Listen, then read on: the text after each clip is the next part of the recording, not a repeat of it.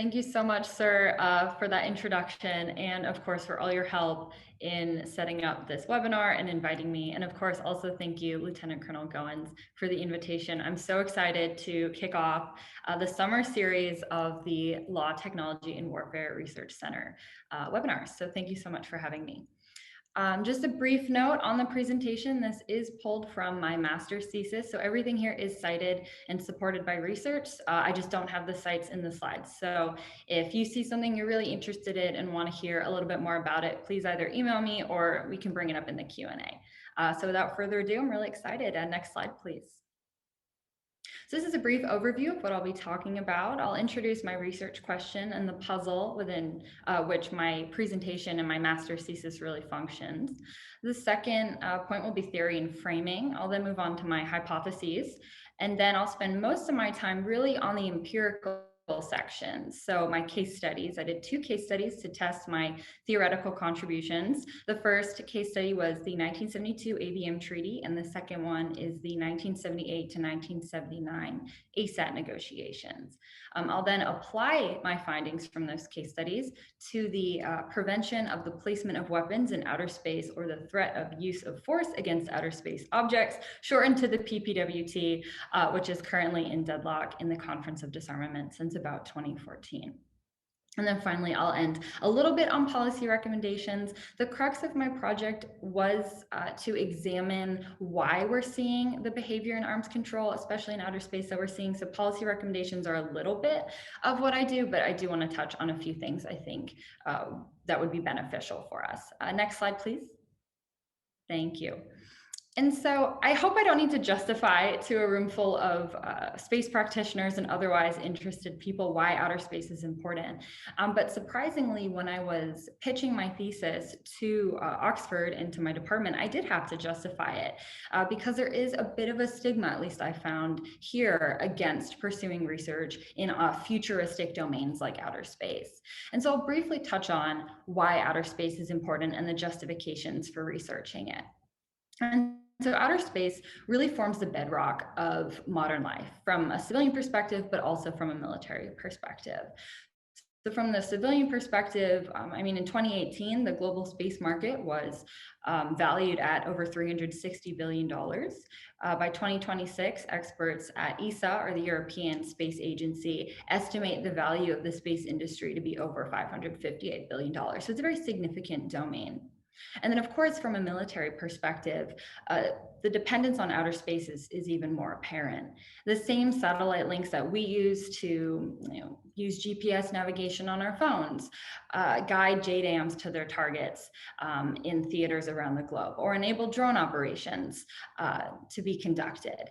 And the current chief of space operations, General Raymond, actually emphasized this dependence when he noted that space, quote unquote, really underpins all of our instruments of national power. It provides huge economic opportunity, scientific opportunity, and military opportunity. So outer space is quite important. And especially its importance, I think, is emphasized when we view it in light of some comments made by scholar Barry Posen. And so Barry Posen wrote this fabulous article, I recommend everybody read it, in 2004, talking about the command of the commons. And he noted that the way the United States can maintain its position of global preeminence and dominance is by maintaining command of the commons, so space, air, and the high seas. And so from a US perspective, outer space is incredibly important, especially if it's in our national interest to maintain that position of prominence in international relations and in the international system. And so alarmingly, though, given how important this domain is, we're actually seeing it becoming increasingly destabilized. And I looked specifically at the growing use of anti-satellite weapons in outer space and their testing. And so I'm sure you all know, but of China's most extreme kinetic ASAT test in 2007, which significantly increased the amount of space debris in orbit. The US also conducted a similar test in 2008. And then, of course, Russia and China have been consistent ASAT testers. India entered the ASAT club in 2019 with its Mission Shakti test, and Russia continues to test anti-satellite weapons. I think they tested 3 in 2020 alone. And these are particularly destabilizing activities that can trigger arms race dynamics and increase tensions in the domain. And so what's interesting is countries have attempted to resolve this problem via arms control agreements, but these conversations have mostly stalled or faced deadlock, as I explained with the PPWT facing deadlock really since 2014. And then also we can look at the European Union's efforts to establish a code of conduct in 2014, I think as well, but that also went nowhere. And so what I also found was that the existing literature really doesn't offer compelling answers to why we're seeing the type of behavior that we're seeing from states. Lawrence Freeman helps explain why the literature is a bit insufficient. He notes that for academic fields that are quite policy oriented, like strategic studies, like arms control, scholars generally try to influence policy decisions rather than examining why and how behaviors occur or are occurring. And so that was the real approach that I wanted to take with my project, was to kind of add to this predominantly prescriptive literature. And so my project really had three aims. And the first was to increase awareness in international relations broadly to the importance of outer space. I touched on the apprehension I had from my department about whether this project was valid or a worthy endeavor. So I wanted to challenge that assumption. I also wanted to emphasize a unique causal pathway to the arms control literature, which I'll touch on later. And then finally, I wanted to add to the current space literature to not only engage in what we should do, so those prescriptive approaches, but also to engage in why and how we are where we are with arms control. And of course, that's not to say that there isn't fantastic work in outer space. This was just a gap I identified and wanted to contribute to. Next slide, please. Thank you. And so this was my research question of my project, which I'll let you all read. And next slide, please. Thank you. Great. And so, of course, with anti-satellite weapons, there are many types of ASATs that exist, but I argue that they could largely be sorted into two groups based on their impacts. Hard kill or soft kill. And so our hard kill anti-satellite weapons are those that produce kinetic effects directly. And there are several variations of these types of weapons. You could have an Earth to space variant. Those would be a direct ascent anti-satellite weapon. This is a type of test that China did in 2007. You can have space to space with co-orbital ASATs. The Soviet Union was very adept at this type of anti-satellite maneuver in the 60s and 70s. And I will not spoil anything for fans of the Netflix series Space Force, but there is a co-orbital ASAT maneuver there if you all are watching the show. That was interesting to see. And then of course you also have space to Earth. So soft kill ASATs are different than hard kill ASATs because they don't produce kinetic effects, at least not directly. They do not occur via direct contact like our hard kill ASATs do. And they fall into three broad categories as well, but they're predominantly conducted via electromagnetic pulse attacks, your laser attacks, or your microwave attacks, and of course, cyber, among other things. And what's very interesting about soft kill ASATs is they can cross domains. And so while something can occur in space, that attack can be conducted via a cyber attack, for instance. So now suddenly we're dealing with cyber and space issues. And then the largest concern with hard kill anti-satellites is their propensity to create space debris because of their kinetic nature. And so what's surprising is in the literature, this distinction is relatively undercovered, particularly in policy recommendations, which often just clump the two types of ASATs together. And I was just reading a report from King's College London that came out in April or May of this year, which proposed just a complete ban on all ASATs, but then didn't distinguish what exactly we were talking about. And so the crux of my argument in this project is to say, well, I think we need a more nuanced understanding of anti-satellite weapons, particularly in what we're talking about when we're making those policy proposals. So next slide, please. Thank you. So I will briefly touch on the theory and framing. I think this is the least, I guess, fun part of the project, but it is a bit necessary, but I will go quickly on the theory. And so my project is really situated at the intersection of arms control, offense defense theory, and strategic studies literature. So it really kind of spans quite a bit of different approaches. And so what I found when I was doing my literature review is that in the arms control literature, there really was a gap in explaining the causal mechanism between a state, say, deciding to enter negotiations or not. And so I really wanted to contribute to that gap and examine, well, what causal factors influence a state's decision to enter agreement or not, or increase the likelihood of agreement or not. And so I offered looking at a different variable, which was new to the literature, called doctrinal disruption.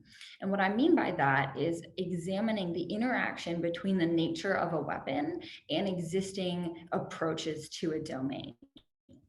And so by doctrine, I used NATO's definition, which was the fundamental principles by which the military forces guide their actions in support of objectives. I interpreted that very broadly as, well, how do states want to use a domain or engage in the domain? And by disruption, I meant, well, what is the measure of the consistency or inconsistency of a new weapon and existing approaches? So for example, if a weapon was highly inconsistent with a state's approach to a domain, well, that would be a very disruptive weapon. If a weapon was relatively consistent with approaches, well, then that could be a non-disruptive weapon or a less disruptive weapon.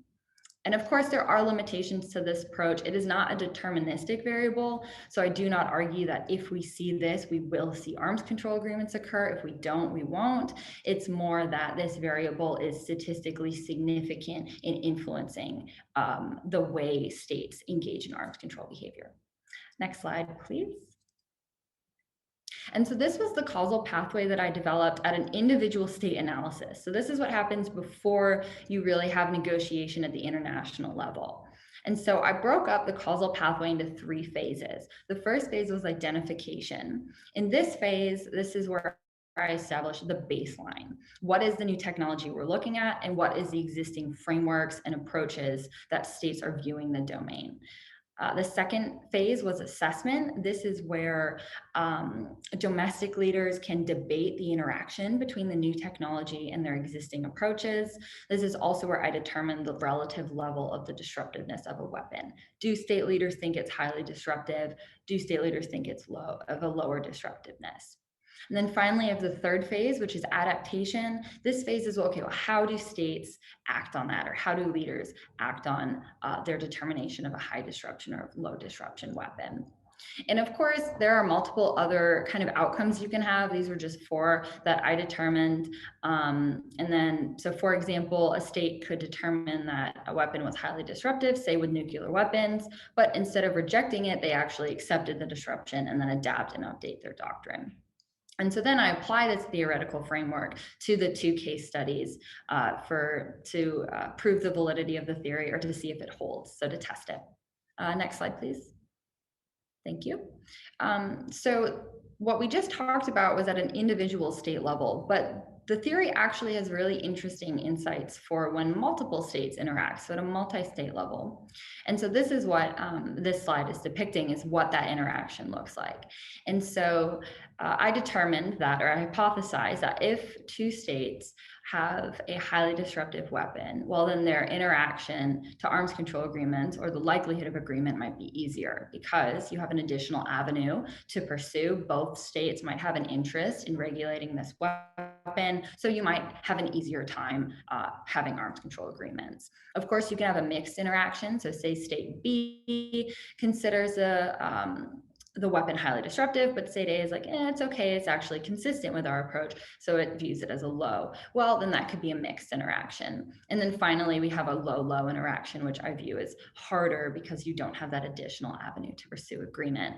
Unfortunately, for space limitations, I did not pursue a case study that was a harder variant. The ABM case was the easier, was a high-high interaction, and the ASAT case was low-low, or was low-high interaction, excuse me. And so for further research, I absolutely want to pursue a low-low interaction to see if the argument still holds in that case as well.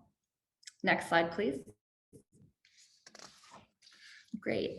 So this is just brief case justification. I did have to cut the methodology and research design from this presentation, but this table just shows that I did try to control for as many confounding variables as possible between my cases.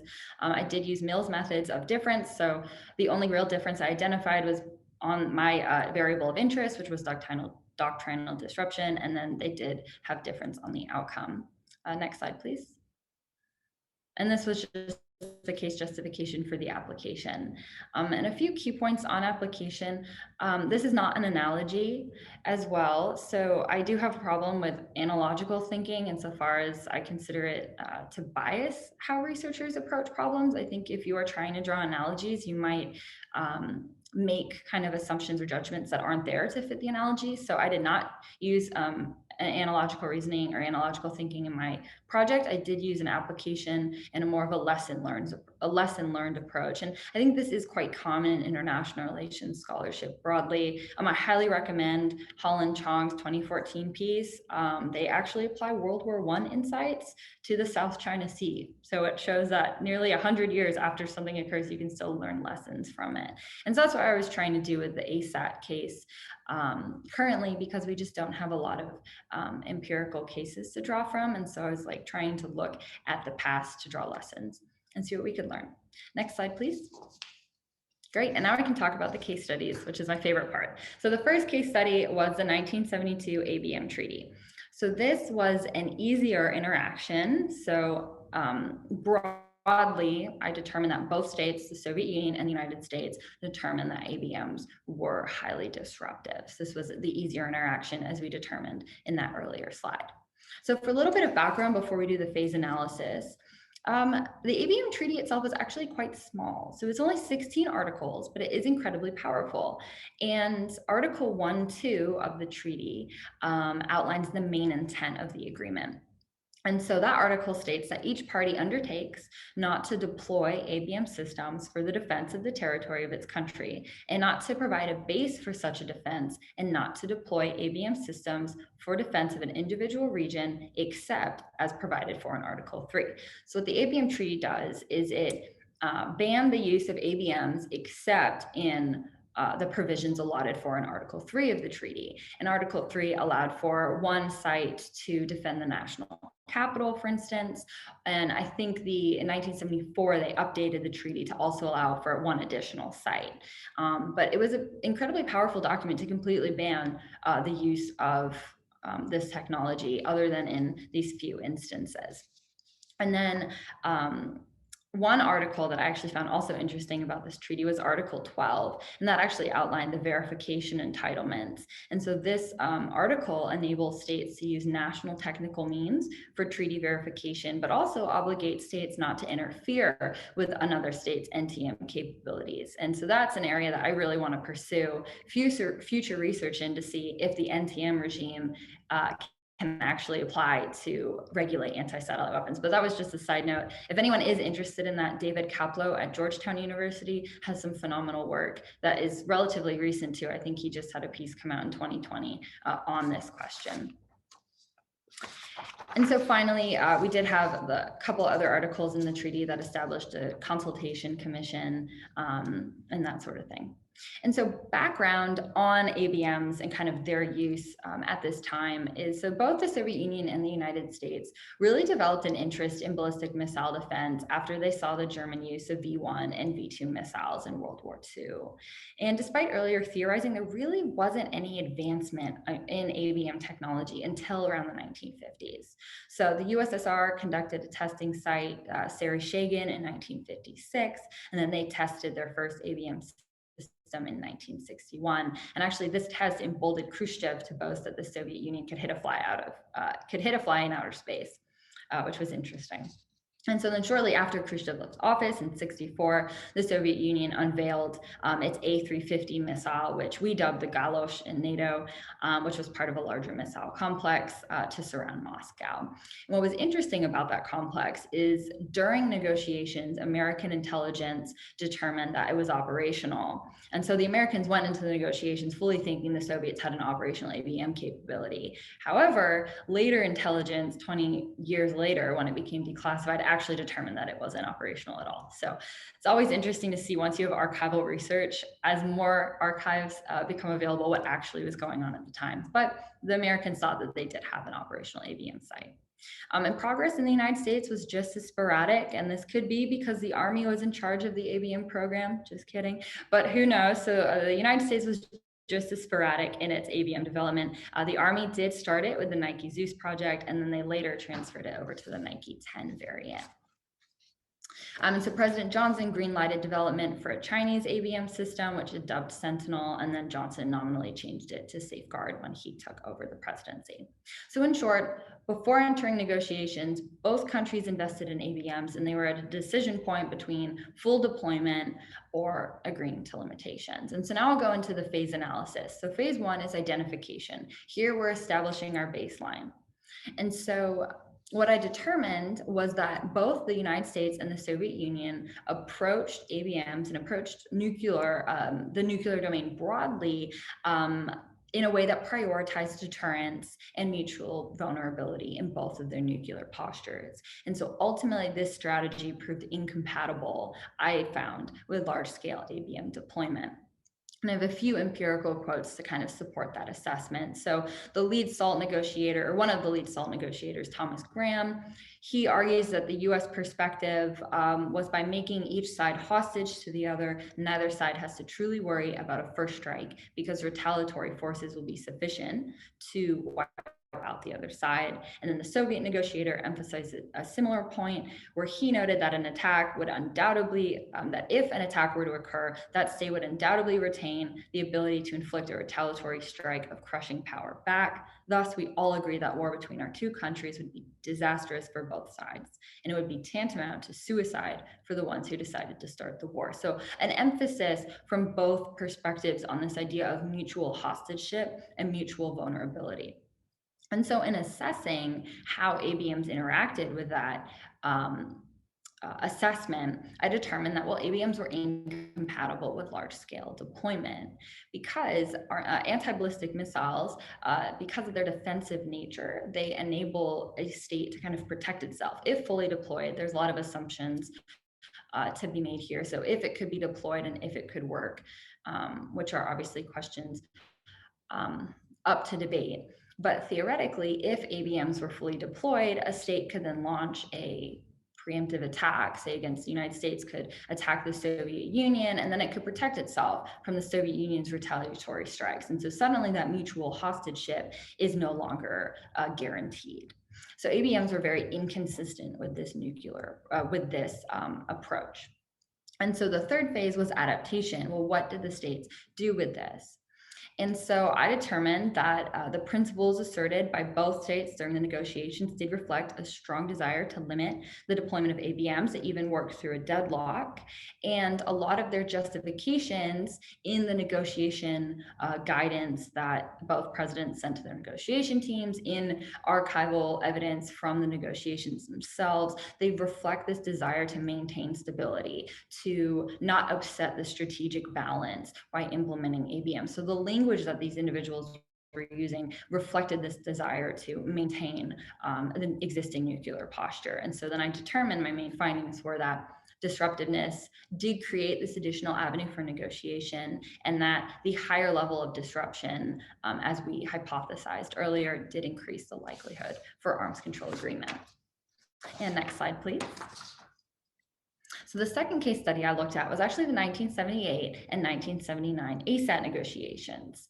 And this is a very intrinsically valuable case, irrespective, I think, of what it tells us about theory, because the archival evidence and negotiation records from this period only recently became declassified. And so the work that I was using really only became available from 2015 to as recently as 2021. I was still reading stuff that had just become declassified before I was submitting. And so I highly recommend, if anybody is interested in this period, the Foreign Relations of the United States series has an excellent volume just on this period that was recently released, and is actually very interesting to read kind of how this process happened. And so this case explored a mixed interaction. So I mentioned that earlier. And so in summary, I determined that anti-satellite weapons, at least at this stage, were very disruptive to the United States, but were less disruptive to the Soviet Union. So they went in from different positions. And I determined that the lesser disrupted state, the Soviet Union, entered those negotiations from a higher position of influence. And so a little bit of background on kind of space and then anti-satellites during this period before going through the phase analysis is that both the United States and the Soviet Union quickly recognized the military benefits of outer space. So in 1957, a big year for space studies, the Soviets launched Sputnik, and then later that year, the United States launched its own anti-satellite research program and actually tested its first ASAT in 1959 with Project Bold Orion. And so the United States maintained a lackluster interest in ASAT development really throughout the late 50s and 60s. And after a series of separate projects managed by different services, they really ceased the activity of ASAT development. The US did claim publicly that it could restore programs to operational status on short notice. I personally think that was suspect and probably more of a negotiation ploy than an actual assessment of US capability. And I support that with some archival evidence, and specifically this quote from General Scowcroft, who was then the Assistant for National Security Affairs, where he actually noted as recently as 1976, so right before these negotiations took place, that the United States actually had no anti-satellite capability at present, and they had only minimal R&D development. So I think the possibility that they could deploy a system is rather suspect. The Soviets began ASAT development likely during this 1963 to 1964 period. It was during this period that they created the PVO-Strany Air Defense Branch, which had a specific mission to repel any attack emanating from outer space. And so by 1967, they began testing ASAT systems. Unlike US programs, which relied on nuclear tipped warheads, the Soviets actually used modified ICBMs and predominantly used co-orbital interceptors to destroy satellites with non-nuclear weapons. And so an example of that is in 1968, they were able to launch Cosmos 248 and Cosmos 249, conducted high-speed flybys with one another, likely as an interceptor test. And so actually by 1976, American intelligence estimated that the Soviets were unlikely to pose a threat to high altitude satellites, but their ASAT program as it stood could deny certain US operations at lower altitudes. And so the talks themselves actually lasted from 78 to 79 and produced 3 summits and a still declassified treaty. So the treaty text was not available, but thankfully from archival research, I was able to distill the main principles of the treaty and some specific articles considered. So the main aim of the treaty was to prohibit anti-satellite testing in space or against space objects. And then other articles provided definitions, banned actions, and established consultative provisions. So going into the phase analysis, I'll go to phase 1, which is identification. And so both countries clearly recognized the importance of outer space, but they did approach the domain with nuanced differences. So the Americans really, from my research, I found that they prioritize more passive supporting satellites that really paved the way for robust civilian and commercial engagement. And President Carter's space strategy at this time really emphasized using space for commercial activity. Conversely, the Soviets emphasized a far more active military focus. They incorporated an active co-orbital ASAT system into their doctrine. And so what I determined was that the US space program had much a smaller, so fewer satellites. They were more expensive. They were multi-purpose satellites that were heavily integrated into military operations, while the Soviets really emphasized the tactical use of satellites with smaller, cheaper, and easily replaceable systems. And so when I assessed kind of how ASATs interacted with each state's doctrine at the time, I determined, well, that for the United States, they were highly disruptive. And for the Soviet Union, as I mentioned earlier, they were integral. And this really comes down to the type of satellites that each country were using at the time and how many they had. So the Soviet Union had more redundant capabilities than the United States. They had more satellites. So say a satellite was shot down, they probably had 3 or 4 systems that could fill that gap to whatever that previous satellite had been doing. The United States has far fewer systems because of their complexity and cost. And so it was less clear if they could survive an attack on one of their higher value satellites. And so I determined that both countries likely assessed anti-satellites in different ways. The United States viewed them far more disruptive, Soviet Union far less disruptive. And what is interesting during this period is that the United States did authorize a fledgling ASAT development program going into negotiations, but I hypothesize that President Carter likely did this to get the Soviets to the table rather than actually meaning to conduct a fully developed ASAT program. And the reason why I hypothesize that is President Carter actually issued this public memorandum which I think the Soviets likely saw. And then that said that the United States would continue testing. And then immediately after this memorandum was sent to his staff, he sends this private document to his Secretary of Defense. It says, actually, you will not do anything unless you talk to me. So it made me think that, well, maybe President Carter is trying to see if we can get these negotiations through before actually doing anything. So it's always interesting to find fun things like that when you're doing archival research. And then finally, the adaptation phase, I did determine that the US decision to pursue arms control was likely influenced by the highly disruptive nature of anti-satellite weapons with its existing doctrine. And then the Soviets were less disrupted. They were able to continue to integrate ASATs into their space strategy and also enter the negotiations from a position of influence over the United States. And I can determine that from, if you look at the archival evidence of the negotiation, records of the negotiation, and also the instructions that the President Carter would give to his negotiation team, they were almost consistently making concessions to the Soviets, and quite severe concessions. At one point, the United States even agreed to concede that the Soviets could use its current anti-satellite capability against China, and they were willing to make that concession. And ultimately, the Soviets stopped the negotiations from going forward over disputes about the space shuttle. But I did determine that doctrinal disruption appeared to be a factor, at least in initiating those discussions.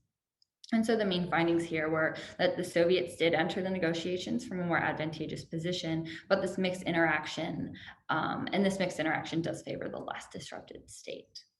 Next slide, please. Thank you so much. So now we'll get to the application. How does this apply to the current arms control dilemma that we're seeing and to the PPWT deadlock specifically? And so the ABM case showed us that in instances of high disruption, the likelihood of initiating arms control agreements can increase because we have additional avenues available for discussion. The ASAT case explored that mixed interaction where agreement can perhaps still be initiated, but might be harder to conclude. It favors the less disrupted state, but you could still maybe have an agreement. So then I apply my findings to the current ASAT arms control puzzle, and I show that this focus on the disruptiveness of a weapon, the interaction between the nature of the weapon and existing approaches to a domain are necessary because it enables us to disaggregate between the different categories of anti-satellite weapons I talked about at the beginning, our hard kill and our soft kill weapons. And I hypothesize that while soft kills appear largely consistent with state doctrine, whereas our hard kill ASATs are far more disruptive. And regrettably, current scholarship and proposals often conflate the two, as I mentioned earlier in the King's College proposal, which just offers to ban all ASATs instead of taking a more nuanced approach. And so then I apply that discussion to the PPWT. So you can do next slide, please. Thank you. This was just a brief survey of existing treaties that do apply to outer space. Some people think it's like the wild, wild west insofar as there is nothing out there to regulate state behavior. I don't think necessarily that categorization is true. We do have quite a few treaties that do regulate behavior in outer space. And a couple treaties actually could apply to anti-satellite weapons specifically. The Limited Test Ban Treaty bans the use of nuclear weapons in outer space, so we can't use nuclear tipped ASATs. And then also the ENMOD, Environmental Modification Convention, could apply to outer space insofar as insofar as that convention means that like you can't modify the environment to such an extent that it's irreparable. So I just wanted to highlight that there are, I think, treaties that apply to space. So that's just like the framework. Next slide, please. Thank you so much. So our first phase is identification, and we'll go through that for the main space actors in the PPWT. Again, it is conducted in the Conference of Disarmament, so there are other actors discussing this, but I decided to pull out the United States, Russia, and China because they are the main space actors right now. And so phase one is identification. So the US still wants to remain the dominant, but it's not the only actor in space politics. So China is a rising power and Russia wants to maintain and revitalize its once great space program. And these interests are reflected in their respective space doctrines. So for China specifically, their program remains a military-dominated endeavor. They view the domain as a future battlefield, and per their logic, those who gain space supremacy obtain air, land, and sea supremacy. And this goes back to the insights from Barry Posen I talked about at the beginning. If you want to be important in this day and age, you need to have control over the commons. And so military scientist Wang Husheng, so Chinese military scientist, he clearly summarizes the Chinese viewpoint. And he insightfully says, for countries that can't win a war with the United States by using methods of tanks and planes, attacking an American space system may be an irresistible and most tempting choice. And this is also reflected in Hu Jintao's 2004 New Historic Missions Principles, where he actually instructed the People's Liberation Army to guard Chinese interests not only within its land borders and territorial waters and airspace, but also in the electromagnetic sphere and outer space. And the Chinese have released various white papers, which are their publicly released documents outlining their space strategies. They've released numerous white papers that acknowledge Chinese national interest in space. But what's interesting about this is while China is viewing the domain as a future area for great power competition, I also think that they have a high awareness of the problems of space debris because they're heavily investing in the domain, they're increasing their amount of payloads launched, and they would not benefit from having a domain that's littered with space junk. And so they're also kind of taking this almost paradoxical approach of using the domain for national interest, but also investing heavily in preventing space debris.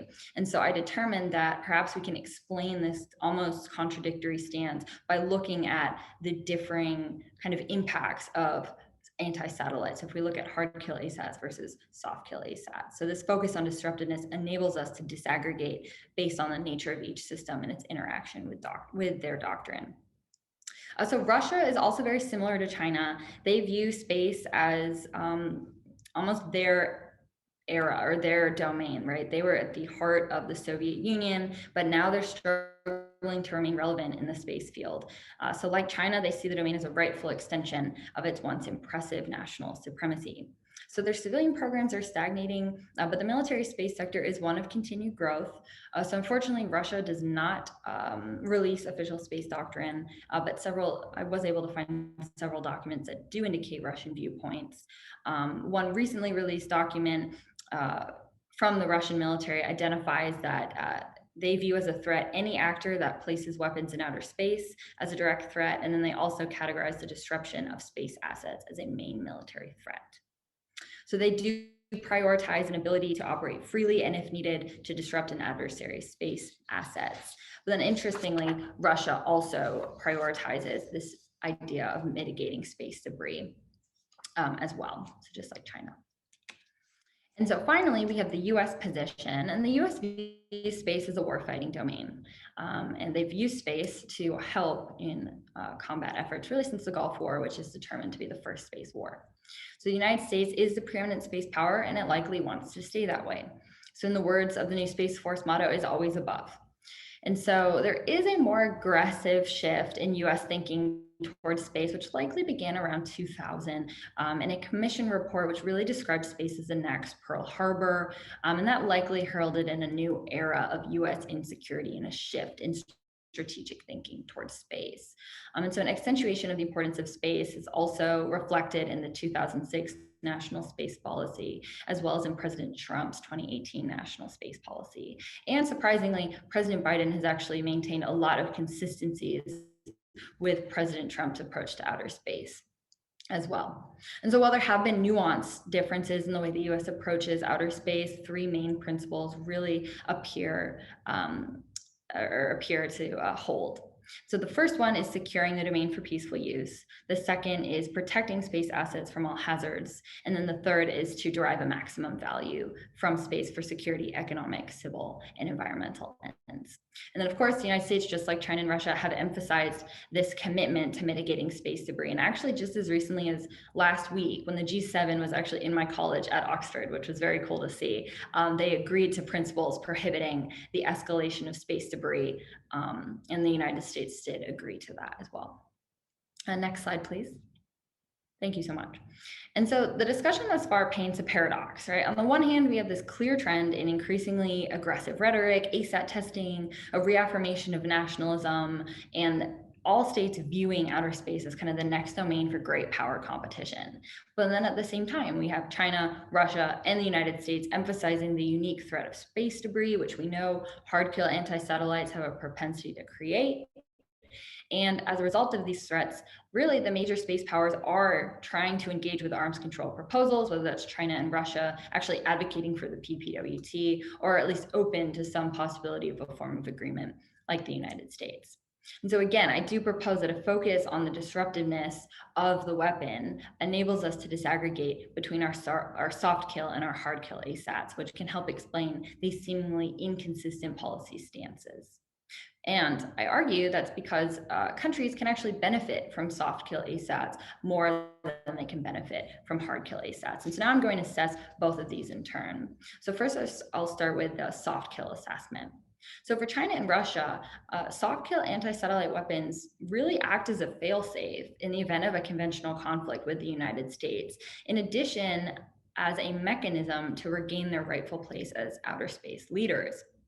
For example, we can conceive of a world where conflict could break out between China and the United States over Taiwan, and such a conflict would likely require US force projection, and that type of force projection would be contingent on space infrastructure. And so a soft kill ASAT strategy by China makes perfect sense to cripple kind of the communication links that the United States would need, and appears consistent with existing Chinese space strategies. From the Russian perspective, a similar analysis holds. So the current crisis in Ukraine typifies a Russian preference for hybrid warfare, which mixes conventional capabilities and irregular tactics. And I think Russia is aware of NATO and the US's military reliance on space-based capabilities. And so a strategy that disarms these systems could be particularly appealing. And what's also unique about soft kill ASATs over hard kill ASATs is that they're much harder to attribute, especially if you use maybe a cyber attack on a satellite.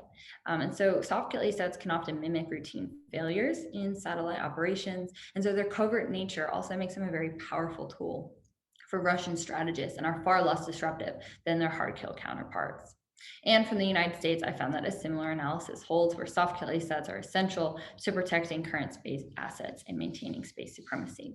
And there are some empirics to support that as well. We know that China has a blinding laser that can apparently damage low Earth orbit satellites. There is evidence that Russia is using offensive jamming capabilities in Ukraine. And then in March 2020, the US Space Force announced an operational use of an offensive jammer. Of course, there's no open source information to confirm this, but some stuff is out that perhaps these states do have these capabilities. From a hard kill side, states seem a bit more apprehensive to fully integrate hard kill ASATs into their space doctrine. Countries are actively contributing to space debris mitigation efforts, which is, again, one of the greatest threats posed by hard kill ASATs. And the nature of actually hard kill ASATs aside, and space debris aside, the nature of hard kill ASATs also produces several other problematic outcomes that will likely complicate their operationalization and make them in opposition to stated state interests and desired approaches in outer space. So first, if a state does start a kinetic war in space, they would have to destroy all the other states' capabilities before the attack state could retaliate. So it is a question of timing. Two, they would also, major spacefaring nations are incredibly economically intertwined and dependent on space infrastructure. So you're also shooting yourself in the foot if you shoot somebody else's satellite. And then finally, all actors are expanding their presence in space. So both China, Russia, and the United States are increasing the amount of payloads they're launching, the amount of launches that they're conducting in space. And so hard kill ASATs really risk disrupting that. And empirically as well, there were some very interesting quotes, at least from a Chinese textbook, military textbook, which was used to educate military members, where the author of that textbook noted specifically that hard kill ASATs are escalatory and would produce significant political problems if used. So that was an interesting empirical support I was able to find for the hard kill assessment.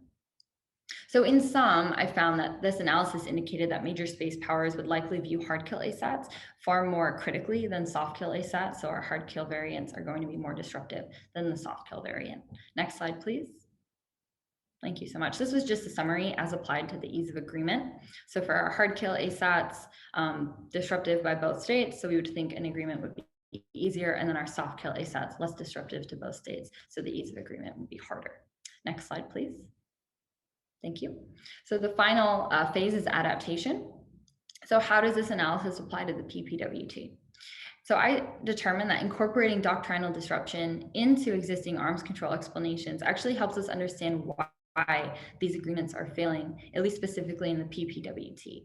And I argue that their overly broad definition used in the PPWT creates an ambiguity that combines both hard kill and soft kill ASATs. And so since there are varying levels of disruption, we're unlikely to see agreement. And so the PPWT actually defines a space weapon as just any outer space object converted to eliminate, damage, or disrupt the normal functioning of objects in outer space. That's from draft treaty, and then that was Article 1. And so a focus on the interaction of the nature of the technology and existing doctrine enables us to disaggregate the two. And basically, I think what the overly broad definition does is, well, we're not quite sure what we're banning. Are we banning soft kill ASATs that states would be hesitant to ban because they're integral to their space doctrine? Or are we banning hard kill ASATs, which states might be more inclined to ban, but we don't know if that's what's actually going on with this proposal. And I think some US statements do support this analysis. So the US actually wrote in response to the 2014 draft that the PPWT does not address the most pressing threats to outer space systems, so terrestrially based anti-satellite weapons. And then Ambassador Wood furthered in a response to a Russian proposal in 2015 that it did not adequately define space weapons and it left the non-binding resolution very difficult to enforce. So again, this ambiguity, we don't know if we're banning hard kill ASATs, which states would appear more willing to regulate, or are we banning soft kill ASATs, which appear far less disruptive than their hard kill counterparts. And so of course, there are other factors that contribute to the failing of the PPWT in the Conference of Disarmament. I just proposed that this overly broad definition and a conflation between two different types of weapons is not helping agreement occur and could be an explanation for why we're seeing failure. Next slide, please. Thank you. So there are just two policy recommendations very briefly. The first one would be if we are desiring arms control. So I don't take a normative stance in my project. If the end state is to get arms control and to get an arms control agreement, well, then you could disaggregate your arms control proposals. So perhaps you start with the lowest hanging fruit. Perhaps we have an agreement that focuses on hard kill ASATs instead of a overly broad definition that includes soft kill ASATs. And then there is some literature out there that says once you have one agreement, you're likely to have repeated agreements because you're developing trust with each other. You're having more communication about issues with one another, and you're learning and updating your preferences about one another. So perhaps then once we get hard kill ASATs regulated, we can maybe have something with soft kill ASATs as well. You also could employ a hybrid approach. So Russia and China and the United States employ slightly different approaches to regulation. It appeared that the United States had a much greater focus on confidence and trust building measures rather than hard law treaties, while China and Russia were very adamant about having a hard law treaty in place. So perhaps you could employ a hybrid approach which catered to maybe both interests. Next slide, please.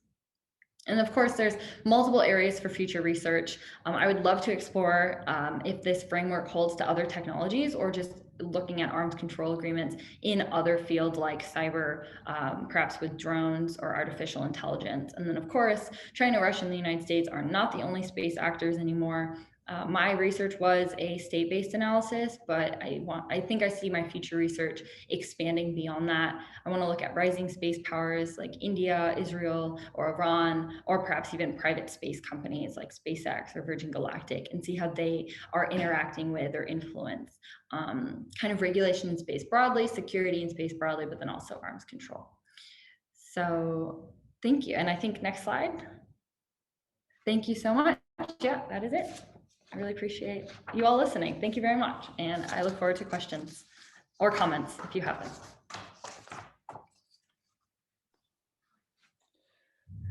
Great. Thank you so much, First Lieutenant Potter. Really, really appreciate your presentation this morning. Let me go ahead and take a look at our Q&A chat. So we have a couple of questions, one of which has been directly messaged to me. I think that you might have touched on this just a little bit in your most recent slide about possible future research regarding other possible case studies and actors. The question is, I note that your two case studies were similar in that they involved two countries with comparable capabilities, right? The United States, the Soviet Union to some extent, for your PPWT research, China as well. How do you think competitive advantage should be factored into your analysis? Or more to the point, do you think a country with a competitive advantage has any incentive to enter into arms control agreements? So that's actually a very interesting question. And maybe I didn't explain that quite well enough on the ASAT case.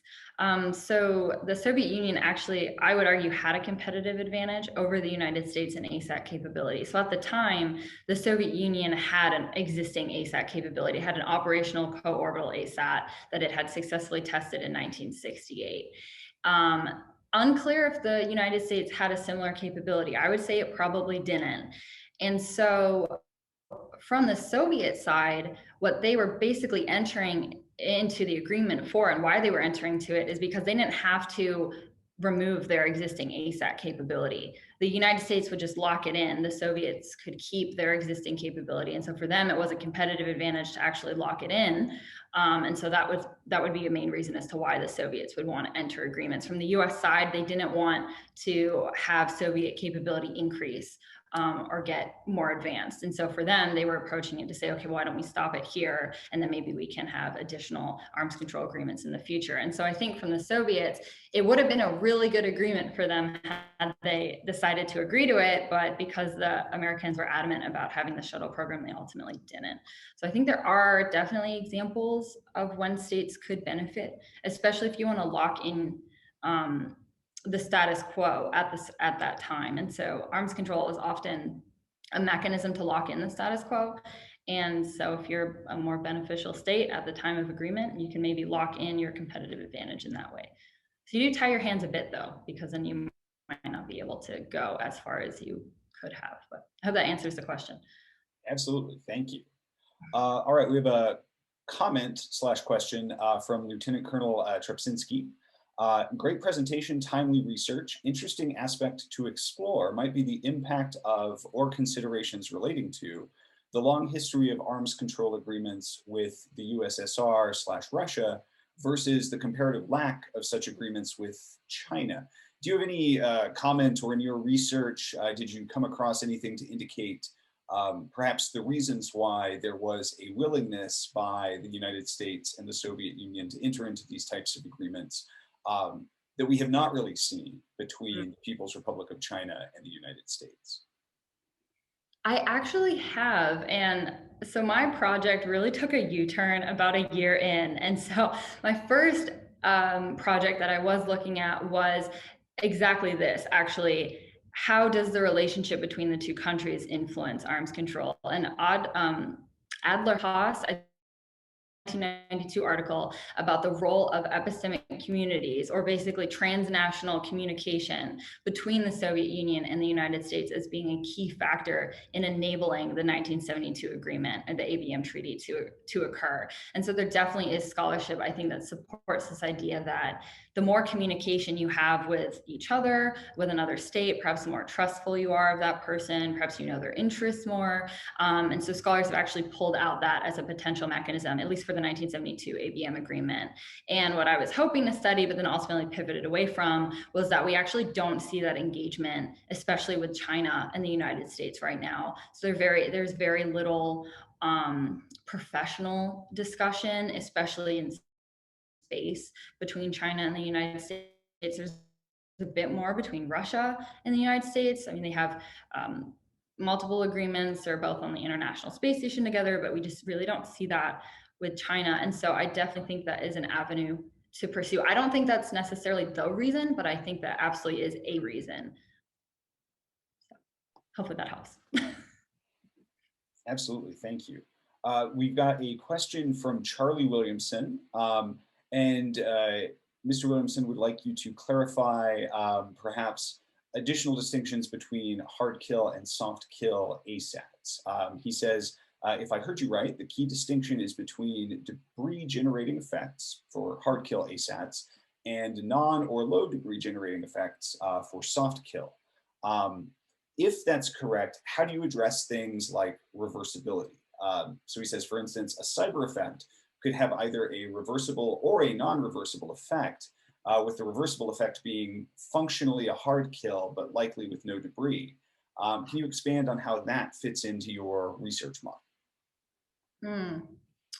That's a very, that's a tricky thing. It's definitely a tricky, like whenever you try and categorize anything, I think you do have outliers that are hard to categorize. But I think in terms of reversibility, I was mainly making the distinction based on impact. And so perhaps this is where it gets a bit more difficult, but maybe if you had a cyber attack that then exploded the satellite, that could be hard kill, but I would still be hesitant to necessarily determine that as a hard kill weapon. And so this is also an area that I'm struggling with and now, because a thesis research is always a snapshot in time. So it's just one picture of how you look at an issue. I think if I were to update my framework, I would look more at impact or behavioral outcome of the action versus the maybe nature of the weapon. And then I think in that expansion, I could then incorporate maybe reversibility less as maybe a cyber attack, but more as, well, if it has a kinetic impact like space debris, that now becomes a hard kill ASAT. So I think I need to do a little more thinking about how I would update my framework to include or to better include kind of observations like that, because I don't think it covers 100% of what we actually see with ASATs right now. What I was hoping to do with kind of that distinction is to offer, I guess, something to the literature and then hopefully improve from that. So I definitely, that's a very interesting question though. So I'll have to ponder how to update my theory for that. Thank you. Absolutely. Follow-up question on the reversibility. How would you say, if you feel you can speak to it, how do you feel that whether you characterize it as hard kill or soft kill ASAT, effects, were there to be a reversible ASAT weapon, whether it was cyber, whether it was a temporarily blinding laser, whether it was something else that the effects of which could be reversed, how would you feel that that would affect the relative disruptiveness of that particular ASAT technology? You spoke about, the relative disruptiveness as a component of the willingness of states to enter into these kinds of agreements. How do you feel that reversible technology would affect that? I really think states would be, if we do have kind of this widespread use of reversible technology, I mean, suddenly we're still seeing the impact where maybe we're not destroying the satellite or preventing it from kind of operating entirely. So it's like no longer out of the picture. And so it could come back in, but you're still having an impact on the state where it can't use its capabilities in ways that it had intended to. So I still think it would have a disruptive impact insofar as the United States wants to make sure it can have the the capabilities it needs to when it needs to. And so even if China's laser was reversible and it only blinded it one time, well, if we needed that in, say, a conflict with Taiwan, I still think the United States would be very hesitant and quite weary about having kind of this type of technology.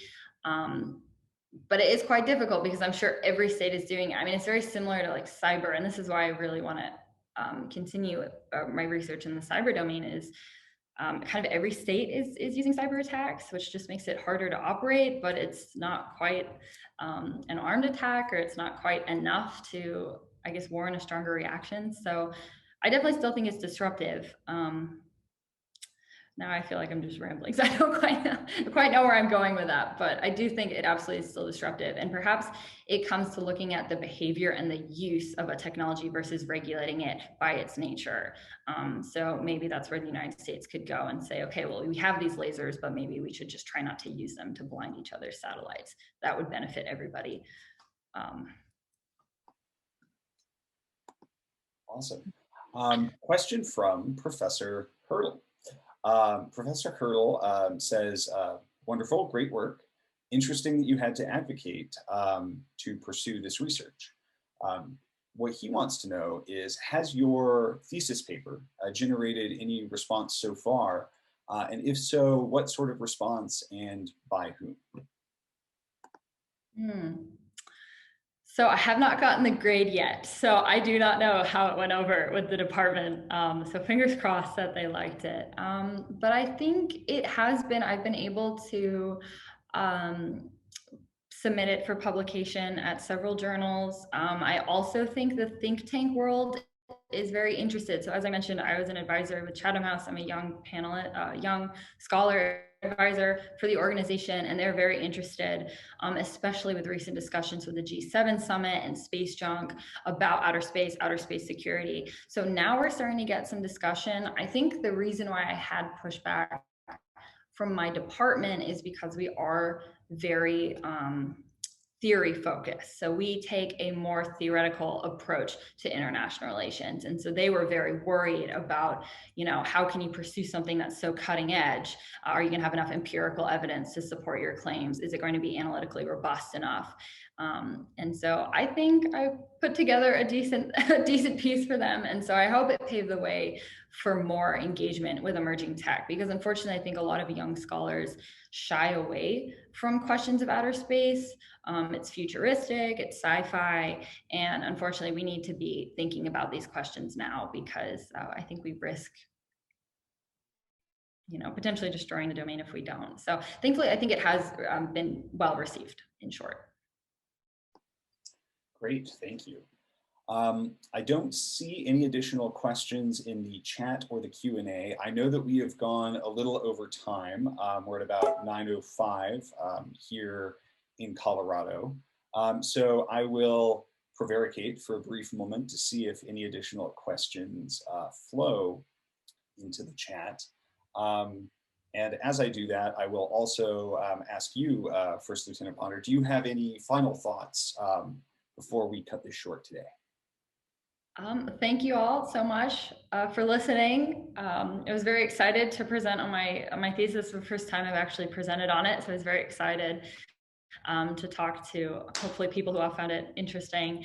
And I guess the final thought would be, if you have any insights, comments, places where I can improve, I'm always looking to make this a better project. So please shoot me an email. We can continue the conversation offline. But other than that, just thank you so much for listening. And of course, Major Grinner and Lieutenant Colonel Goins for the invitation.